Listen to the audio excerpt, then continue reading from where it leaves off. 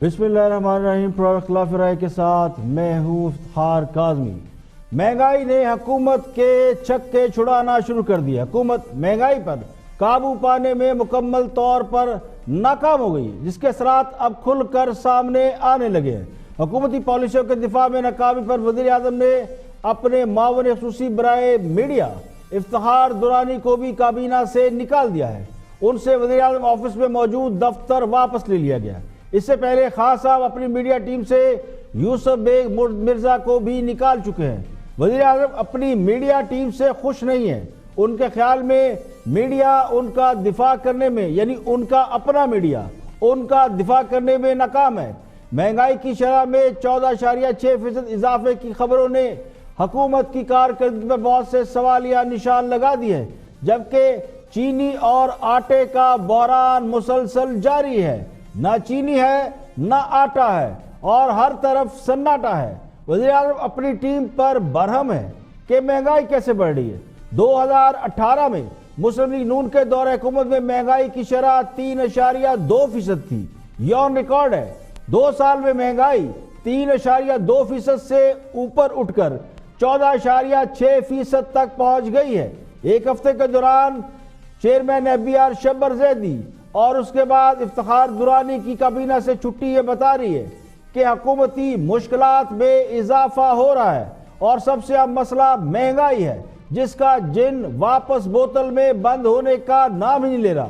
हाँ सब महंगाई कम करने के लिए इजलास बुलाते हैं तो किसी न किसी चीज की कीमत में इजाफा हो जाता है। अब भी मार्केट में चीनी की किल्लत शदीद हो रही है और चीनी की किल्लत की खबरें हैं। गंदम के बाद अब चीनी की भी दरामद करने की तजवीज़ है। महंगाई का आलम यह है कि अरकान असेंबली भी तनख्वाहों में कमी का रोना रो रहे हैं। तनख्वाहों में इजाफे का बिल तैयार कर लिया गया है। जिस दिन से खान साहब ने शिकवा किया है कि उनका अपनी तनख्वाह में गुजारा नहीं होता, तो पंडोरा बॉक्स ही खुल गया। सेनेट और कौमी असेंबली के स्पीकर भी तनख्वाहें बढ़ाने का मुतालबा करें। नए बिल के मुताबिक चेयरमैन सेनेट को और स्पीकर कौमी असेंबली को तकरीबन 9 लाख रुपए तनख्वाह बढ़ेगी, यानी अगर इजाफा हुआ तो, और पार्लियामेंट की तनख्वाहें बढ़कर 3 लाख रुपए हो जाएंगी। IMF ने अगली किस्त देने से पहले किस्त वसूली के लिए किए गए इकदाम का जायजा लेने के लिए पाकिस्तान में डेरे डाल लिए। 45 करोड़ डॉलर की अगली किस्त उस वक्त मिलेगी जब हुकूमत IMF की तमाम शराइत पर अमल दरामद का बायना सबूत पेश करेगी। IMF की टीम पाकिस्तान में जब भी आती है तो पाकिस्तानियों पर मुश्किलात का नया पहाड़ जरूर टूटता है, चाहे बिजली के बिल बढ़े या गैस के नरखों में इजाफा हो। अब कहने वाले तो कहते हैं कि इफ्तिखार दुरानी को वज़ीर आज़म ने अपनी पॉलिसियों का दिफा न करने पर फारिग किया है, जबकि FBR के chairman Shabbar Zaidi tax revenue का हदफ पूरा न करने की वजह से तवील रुखसत पर जा चुके हैं। उनकी जगह नया चेयरमैन ढूंढा जा रहा है। अब लगता यूं है कि बढ़ती हुई महंगाई हुकूमत के लिए एक ऐसा चैलेंज बनती जा रही है जो हुकूमत के लिए खतरा भी है। हाँ साहब और उनकी टीम का ख्याल ही है, बल्कि इसरार है कि महंगाई की बड़ी वजह माफियाज है जो उनकी हुकूमत को बदनाम करे, उन्हें गिराना चाहते हैं, जबकि हकीकत ही है हुकूमत खुद उन माफियाज में घिरी हुई है जो बहती गंगा में हाथ धो रहे हैं। बज़ाहिर महंगाई रोकने के लिए इक़दामात का ऐलान किया जा रहा है, लेकिन अमली तौर पर महंगाई रोज बरोज बढ़ती जा रही है। तो लगता यूं है कि जिस तरह हुकूमत के पास मईशत को ठीक करने के लिए या मुल्क को ठीक करने के लिए कोई ठोस प्लानिंग नहीं है, इस तरह महंगाई रोकने के लिए भी महज हवाई मंसूबे हैं, कोई ठोस प्लानिंग नजर नहीं आती। प्रोग्राम में और भी मौजूद शामिल हैं, देखते हाईलाइट। सियाने उस बंदे से डरो जो बहुत नीचे से बहुत इक़्तिदार के आला तरीन, उनसे खौफ खाओ, क्योंकि वो बड़े ख़तरनाक होते हैं। ये बहुत ख़तरनाक लोग होते हैं। वो मतलब डेविड रोज भी है तो बंदा ही ना। 66% लोग लाहौर में समझते हैं कि करप्शन में इजाफा हुआ है। ह्यूज नंबर 66% नंबर जो लोग हैं, और जो 25% लोग हैं वो समझते हैं कि करप्शन में कमी आई है, और 9% ऐसे हैं जो ये समझते हैं कि अभी उनके पास मुनासिब इंफॉर्मेशन नहीं है, या अभी तक वो कैलकुलेट नहीं कर पाए, या वो मजीद वक्त देने के। ये बात तो दुरुस्त है ख्वाजा आसिफ साहब की कि वो उनके पास तो इतनी कोई ताकत नहीं है, ना ही इख्तियार है وہ تو صرف پارٹی کے پارلیمانی لیڈر ہیں اور ایک طرح سے نواز شریف صاحب کی پراکسی ہیں. تو انہوں نے جو کچھ بھی کیا ہے اس کو انڈورس کس نے کیا ہے؟ اس کو انڈورس تو شہباز شریف صاحب نے اور نواز شریف نے انڈورس کیا ہے. ہے شہباز شریف صاحب کا مستقبل؟ آج میں پڑھ رہی تھی دیکھیے وہ عام تاثر کے برعکس آج میں نے لندن بات کی ایک ٹاپ برٹش لائر سے جو پاکستانی اوریجن کا ہے مگر وہیں پیدا ہوا وہیں پلا بڑا اور بہت ہی اس کا اکرام کیا ہے وہاں یعنی قانونی حلقوں میں جس کی رائے بہت معتبر مانی جاتی ہے. بجٹ خسارہ نواز شریف صاحب کے دور میں 6.6 اب 8.8 505 بجٹ 550 ارب کا بجٹ ریونیو کا ٹارگٹ وہ آدھی رہ گئی ہے مہنگائی. اب آپ دیکھیں نا کہ 900 ارب کا شارٹ فال ہے کہ ایک طرف ہم ماضی کی حکومتوں کی بات کرتے ہیں یہ سب کچھ دیکھیں یہ بات تو درست ابھی جیسے کہی گئی ہے. جی آپ کی آواز آ رہی ہے. صرف دو ہیں. پہلا مافیا ہے تقریباً 1300 ان الیکٹیبلز کا جو نیشنل اسمبلی اور سینٹ میں بیٹھتے ہیں اور پروونشل اسمبلیز میں بیٹھتے ہیں. یہ مافیاز پہلے والوں کے ساتھ بھی یہی تھے اور موجودہ حکومت کے ساتھ بھی یہی مافیا ہے. یہ الیکٹیبلز ہیں یہ ووٹ چھین کے لاتے ہیں. ڈے مسائل جو ہیں ایشوز ہیں جو کرنٹ ایشوز ہوں گے ان کے اوپر مل کے مشاورت ہوگی اور مشاورت کے اندر تسلسل ہوگا. یہ معاہدے کی پہلی شک تھی اور ہماری قیادت جو ہے وہ سینئر قیادت ہے وہ قیادت ہے جس نے ڈیلیور کیا ہوا ہے. عوامی مسائل کے اندر انہوں نے عام آدمی کو پذیرائی دی ان کے مسئلے حل کیے اور پورے ادارے قائم کیے. اور سب سے پہلے بات کریں گے کرونا وائرس کی. پاکستان اور چین کے درمیان فضائی آپریشن بحال ہو گیا اور پاکستانیوں کی واپسی کا سلسلہ شروع ہو گیا جبکہ چین میں ہلاکتوں کا سلسلہ جاری ہے. کرونا وائرس سے مزید 57 افراد ہلاک ہو گئے جس کے نتیجے میں ہلاکتوں کی تعداد 361 ہو گئی ہے. چینی صوبے ہوہئی میں مزید 2829 افراد میں کرونا وائرس کی تصدیق ہوئی ہے جس کے باعث مریضوں کی مجموعی تعداد 17,200 ہو گئی ہے. ان میں سے 15 مریض ہانگ کانگ، 10 تائیوان اور 8 مکاؤ میں. فلپائن میں کرونا وائرس سے پہلی ہلاکت ہو گئی ہے جو کہ چین سے باہر کسی بھی ملک میں اس وائرس سے ہونے والی پہلی ہلاکت ہے. کرونا وائرس سے ہونے والی ہلاکتیں سارس وائرس سے ہونے والی اموات سے بڑھ گئی ہیں. 2003 میں سائرس وائرس سے تقریباً 349 افراد ہلاک ہوئے تھے. چین کے شہر ارمچی سے 60 سے زائد مسافروں کو لے کر ساؤدرن چائنا ایئر کی پرواز CZ6007 آج اسلام آباد پہنچی. چین سے آنے والے مسافروں کی ایئرپورٹ پر سخت اسکریننگ کی گئی.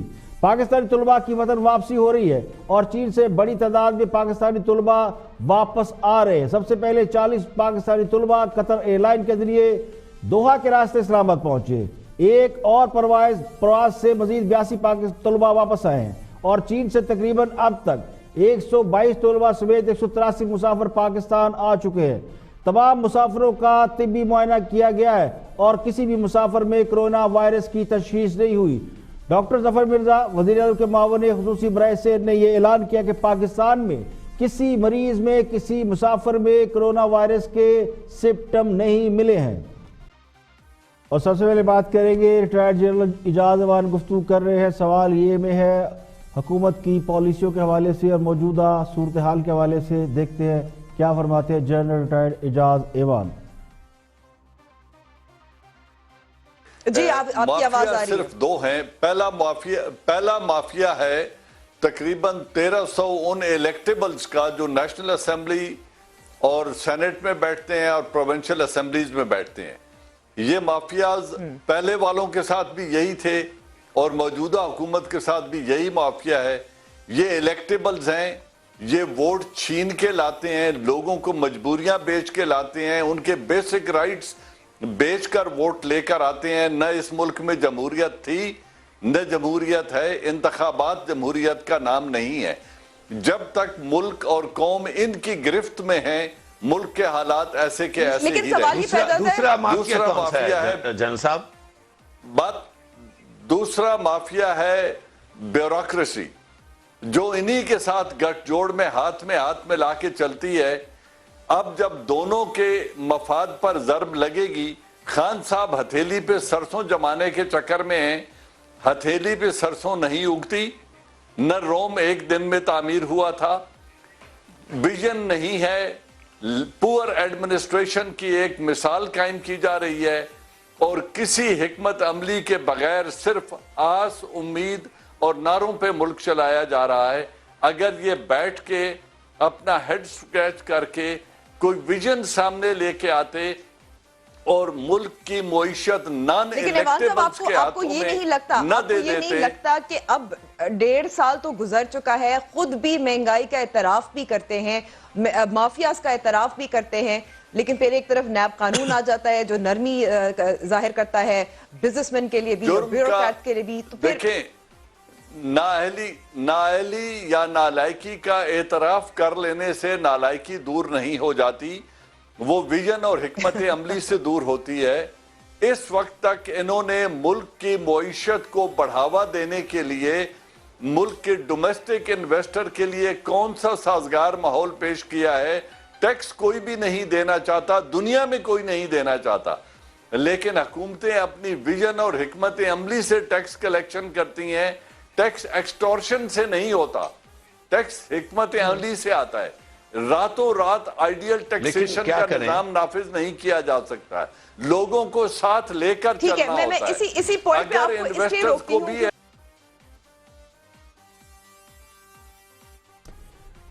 कोई माने या ना माने, लेकिन वक्त ये साबित करता जा रहा है कि जिन्हें हुकूमत चलाना आती थी, जिन्हें माहौल को साजगार बनाने का हुनर आता था, जिन्होंने महंगाई का जिन बोतल में बंद कर रखा था, जिन्होंने नामसाज हालात में भी कारोबार का पहिया नहीं रुकने दिया, जिन्होंने बुरे से बुरे हालात में भी तरक्याती कामों से हाथ नहीं रोका, जिन्होंने मुल्क को बदतरीन अंधेरों से निकाल लिया, जिन्होंने डॉलर को मुस्तहकम रखा, स्टॉक मार्केट को ठीक रखा, जिन्होंने निज़ाम हुकूमत को संभाले रखा, जिन्हें उस वक्त के माफिया ने बहुत टफ टाइम दिया, लेकिन इसके बावजूद उन्होंने काम किए, जिनकी पॉलिसियां और विजन नजर आता था, उन्हें हमने महज तब्दीली के दिल फरेब नारे का शिकार होकर निकाल बाहर किया।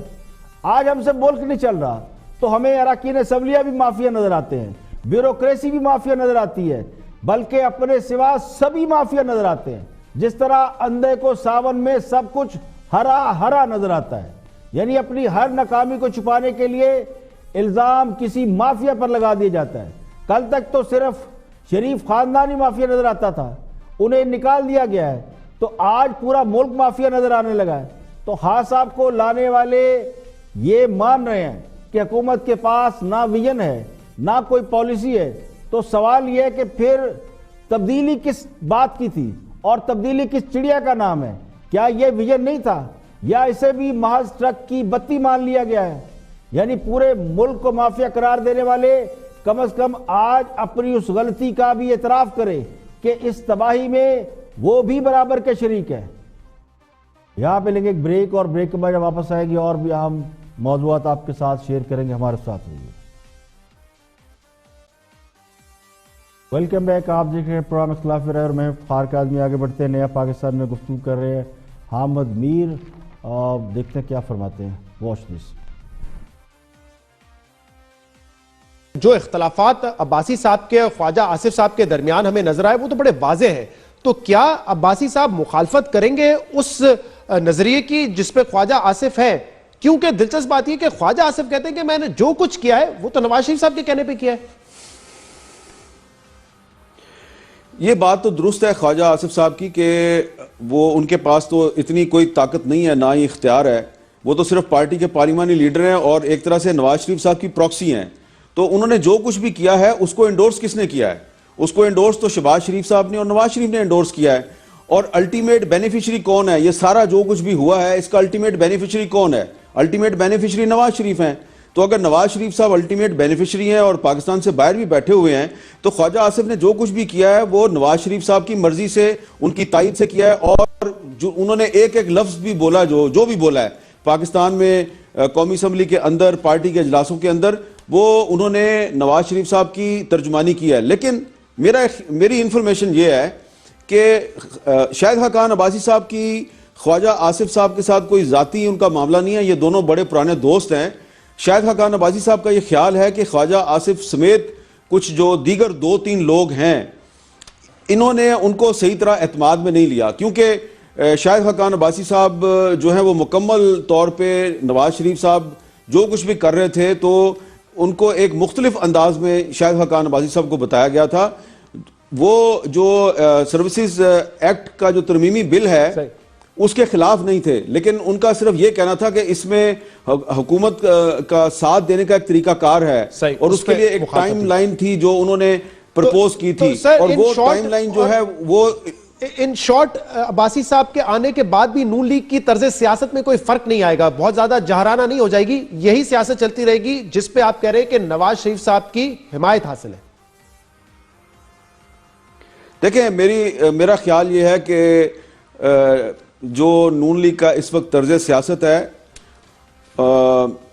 لندن سے ہدایات یہ آئی ہیں کہ آپ تھوڑا حکومت پہ تنقید ضرور کریں لیکن محاذرائی کا ماحول پیدا نہ کریں, لیکن اس کے باوجود میں سمجھتا ہوں کہ نون لیگ جتنی مرضی نرمی کر لے, جتنی مرضی فرینڈلی اپوزیشن کر لے, آنے والے دن نون لیگ کے لیے اچھے نہیں. دیکھیں ہم سوال یہ ہے کہ مسلم لیگ نون کی سیاست ایک دم جارحانہ سے مفاہمانہ کیسے ہو گئی؟ کیا اس کا تعلق مقدمات میں ریلیف سے ہے؟ تو وہ تو نظر نہیں آتا.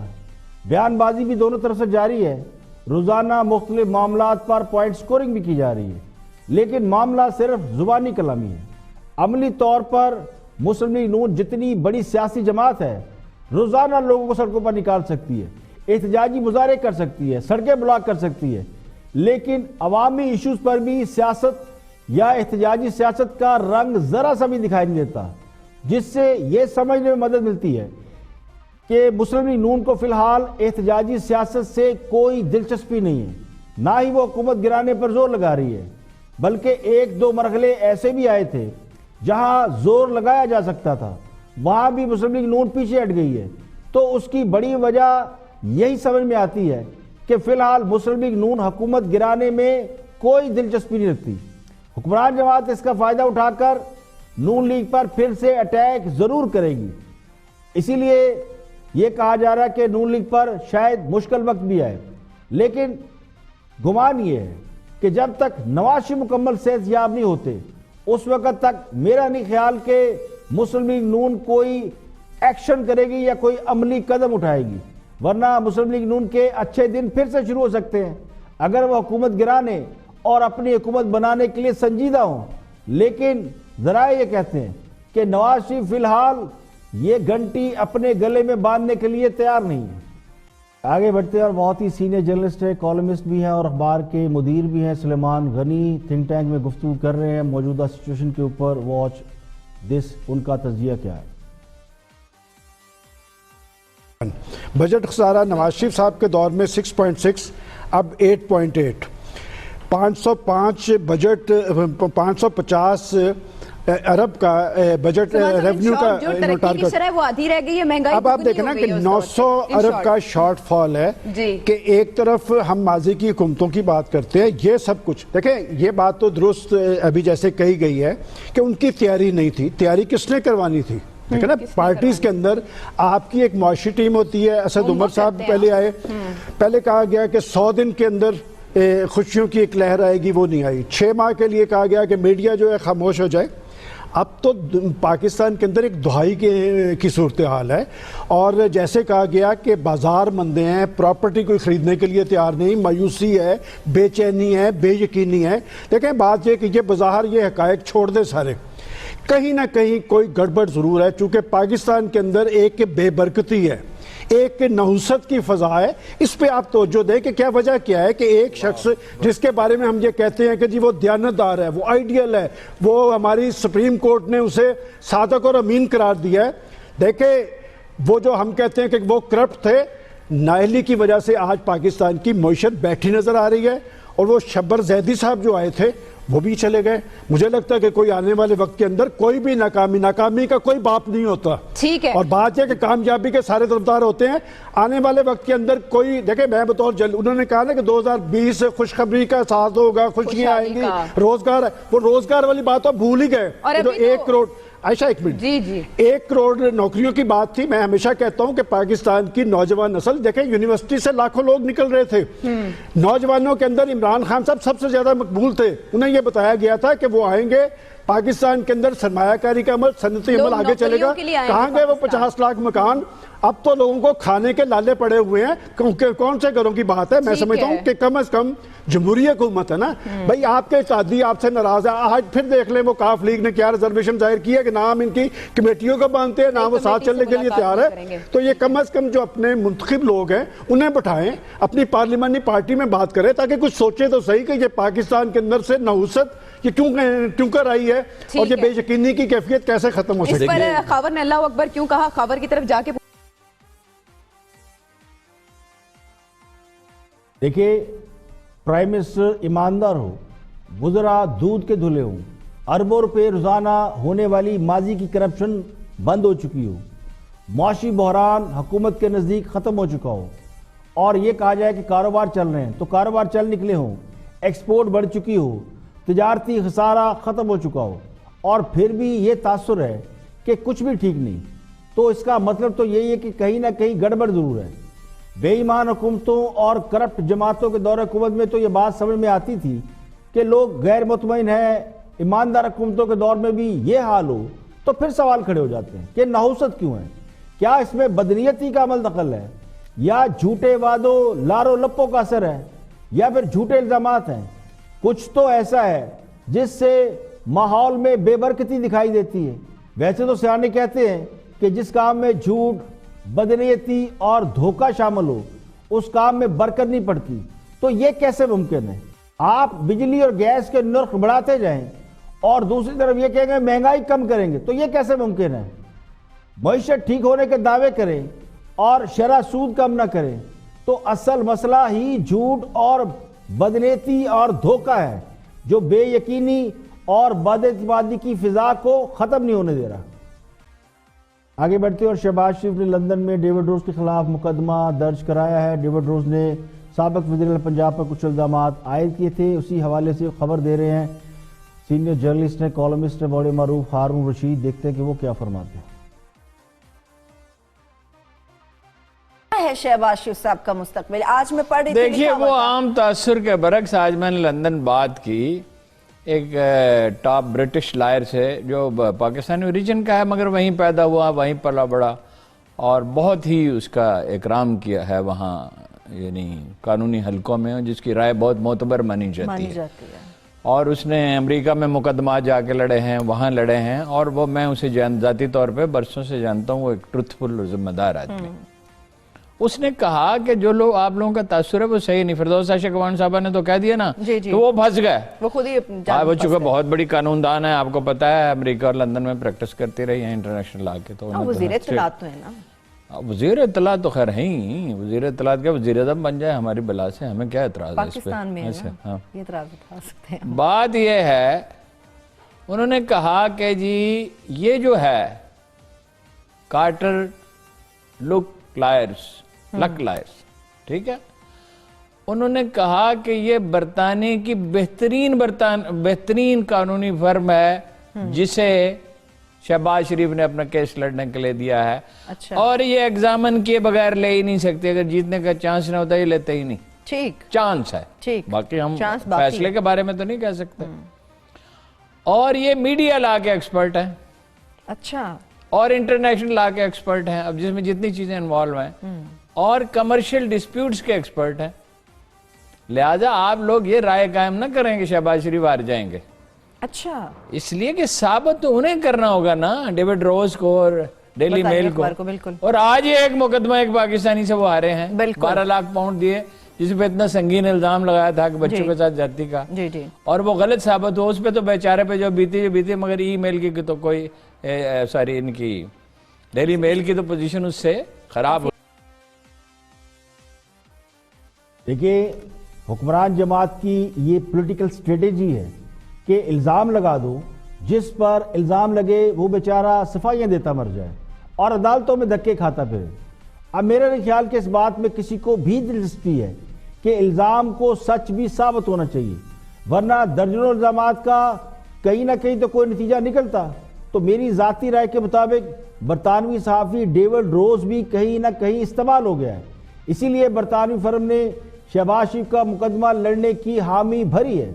تو کل تک جو لوگ شریف خاندان کے خلاف پروپیگنڈا اور الزام تراشی پر مبنی سیاست کا حصہ تھے وہ بھی آج بیک آف کر چکے ہیں، یا دوسرے لفظوں میں کہیں کہ یو ٹرن لے چکے ہیں۔ ہواؤں کا رخ بدلے یا نہ بدلے، لیکن بہت سے ایسے تجزیہ نگار اور صحافی جنہوں نے حکمران جماعت کو اقتدار میں لانے کے لیے دن رات ایک کیا اور سیاسی مخالفین کے پرخچے اڑائے، وہ بھی یہ سمجھ رہے ہیں کہ ان تلوں میں کوئی تیل نہیں رہا۔ یعنی ابھی کل ہی کی بات ہے کہ ڈیوڈ روز نے شہباز شریف پر الزامات لگائے تو یہی لوگ دن رات چور چور کہہ کر انہیں پکارتے تھے۔ اب اللہ جانے یہ کہاں سے ہمت آتی ہے کہ کل آپ کچھ کہیں اور آج بالکل ہی دوسری بات کریں۔ تو آج یہ کہہ رہے ہیں کہ شہباز شریف کے خلاف مقدمے میں زیادہ جان نہیں ہے، لیکن حکمران جماعت یہ دعویٰ کر رہی ہے کہ شہباز شریف ڈیوڈ روز کے خلاف مقدمہ کر کے پھنس گئے ہیں۔ اب یہ تو وقت ہی بتائے گا کہ ڈیوڈ روز پھنس گیا ہے یا شہباز شریف پھنس گئے ہیں، لیکن حقیقت یہی ہے کہ ڈیوڈ روز کی اپنی کریڈیبلٹی نہیں رہی، اور ابھی انہی کی وجہ سے چند روز پہلے ان کے اخبار کو 12 ملین پاؤنڈ ہرجانہ ادا کرنا پڑا ہے۔ تو یہ سارا معاملہ جو ہے اس سے لگتا ہی ہے کہ وہ صحافی جس نے شہباز شریف پر ایلیگیشن لگایا وہ خود ڈسکریڈٹ ہو گیا ہے۔ یہاں پہ لیکن ایک بریک، اور بریک کے بعد واپس آئیں گے اور بھی اہم موضوعات آپ کے ساتھ شیئر کریں گے، ہمارے ساتھ ہی۔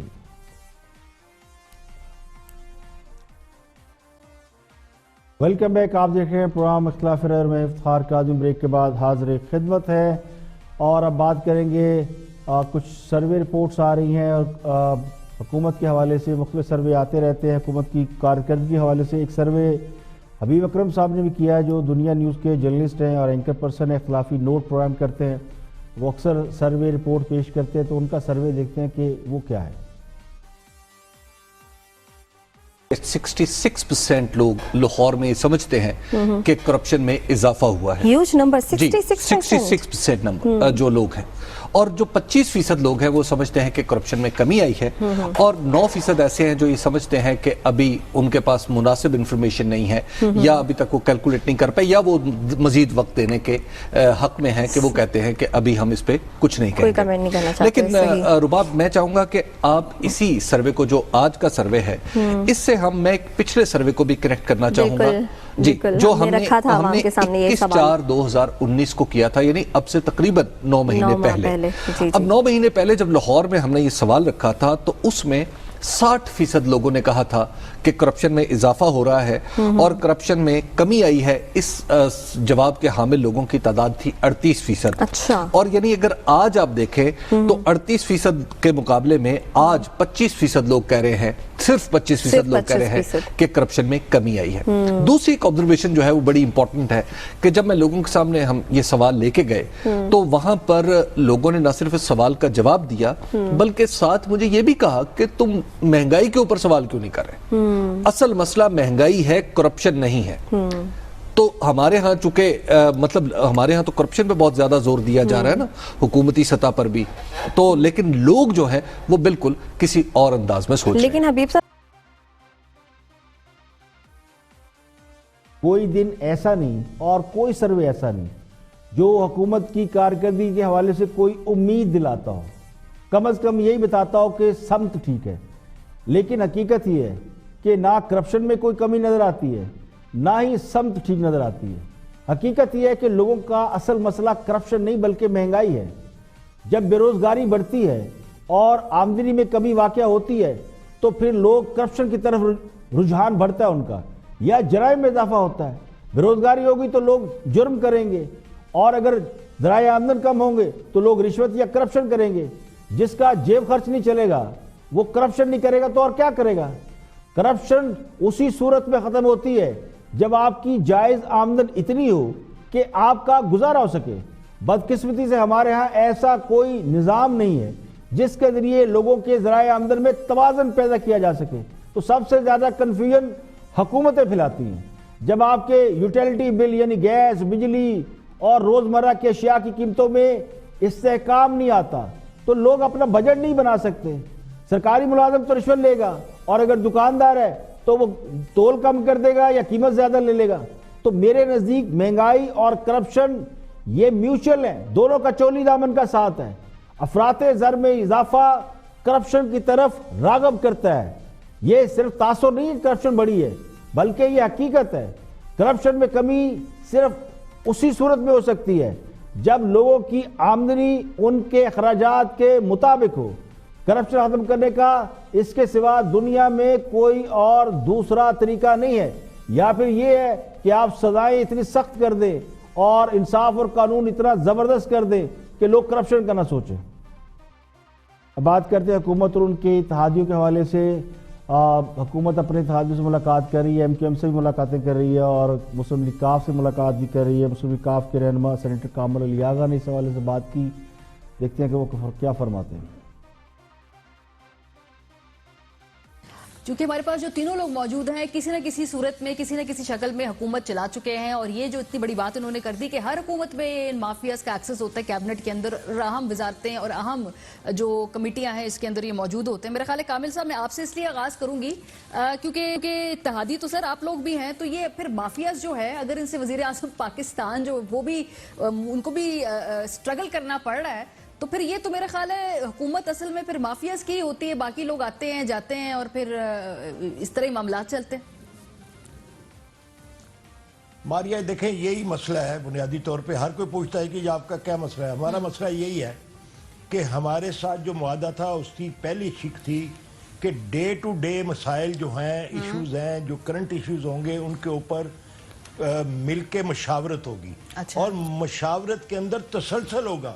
یہ معاہدے کی پہلی شق تھی اور ہماری قیادت جو ہے وہ سینئر قیادت ہے, وہ قیادت ہے جس نے ڈیلیور کیا ہوا ہے. عوامی مسائل کے اندر انہوں نے عام آدمی کو پذیرائی دی, ان کے مسئلے حل کیے اور پورے ادارے قائم کیے. اور اس قسم کے معاملات ہمارے لیے معمولی معاملات ہیں اگر یہ ہمارے ساتھ مشاورت کرتے رہتے.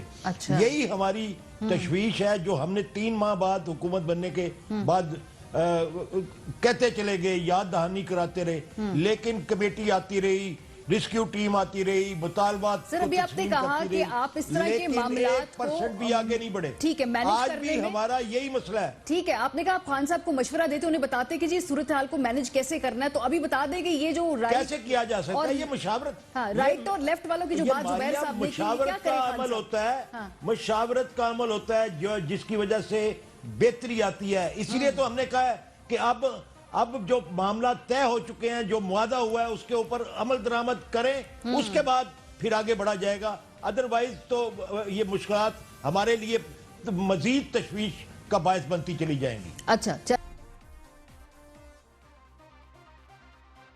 اتحادی حکومت پر پریشر ڈال رہے ہیں کہ حکومت نے ان سے جو وعدے اور معاہدے کیے تھے وہ پورے کریں. تو بظاہر 2 بڑے مطالبات ہیں, یعنی ایک وزارتیں اور دوسری مشاورت. اتحادی جماعتوں یعنی مسلم لیگ کاف اور ایم کیو ایم دونوں کا معاملہ تقریباً یکساں ہے. تو حکمران جماعت کو یہ یقین ہے کہ وہ معاہدہ پورا کریں یا نہ کریں, لیکن حکومت کے ساتھ اتحاد میں رہنا اب اتحادیوں کی مجبوری ہے, کیونکہ اپوزیشن اس وقت حکومت کے خلاف متحرک نہیں ہے, بلکہ اپوزیشن کہیں نظر نہیں آتی. اس لیے اتحادیوں کے پاس چوائس بھی نہیں ہے کہ وہ حکومت سے نکل کر اتحادیوں سے جا ملیں گے اور وزیر اعظم کے خلاف عدم اعتماد یا ان ہاؤس کو چینج لے کے آئیں گے. تو جتنی دیر حکومت کو یہ خدشہ تھا کہ کہیں اتحادی اپوزیشن سے ہاتھ نہ ملا لیں, اتنی دیر تک تو اتحادیوں کا پریشر برداشت کر لیا گیا. حکومت نے اتحادیوں سے جو بھی معاہدے کیے ان میں بہت سی ایسی شرائط بھی مانی جنہیں پورا کرنا حکومت کے اختیار میں نہیں تھا. کراچی میں ایم کیو ایم کے دفاتر کھولنا حکومت کے اختیار میں نہیں ہے, لیکن ایم کیو ایم پورا زور لگا رہی ہے کہ انہیں کراچی میں دفاتر کھولنے دیے جائیں اور ایک آدھ وزارت بھی دے دی جائے. اسی طرح کاف لیگ بھی چاہتی ہے کہ پنجاب میں حکومت ان کی مشاورت سے چلائی جائے. مشاورت سے مراد یہ کہ افسر ان کی مرضی سے لگائے جائیں. تو گورنر پنجاب اپنی برادری کے لوگوں کو ترجیح دیتے ہیں, جبکہ چودھری صاحب یہ سمجھتے ہیں کہ ان کے لوگوں کو ترجیح دی جائے. عثمان بزدار درمیان میں لٹکے ہوئے ہیں. تو میرا گمان یہ ہے کہ فی الحال اتحادیوں کو حکومت سے فوری طور پر کچھ ملنے کا کوئی امکان نہیں. ایک آدھ وزارت مل جائے تو ٹھیک ہے, لیکن اصل جھگڑا سندھ یا پنجاب میں اتحادیوں کی مرضی کے افسران نہ لگانا ہے. تو ہو سکتا ہے کہ مطالبات منوانے کے لیے ایک آدھ لانگ مارچ اور دھرنا کرایا جائے, ورنہ پھر پرانی تنخواہ پر ہی گزارا کرنا پڑے گا. اب تک کے لیے اتنا ہی. کل پھر حاضر ہوں گے مزید خبروں تجزیوں کے ساتھ. آپ ہمیں فالو کر سکتے ہیں سوشل میڈیا پر, ہمارے تمام پیجز موجود ہیں اور اس کو آپ ریپیٹ بھی وہاں دیکھ سکتے ہیں. کل تک کے لیے اجازت دیجیے, اپنا بہت بہت خیال رکھیے گا.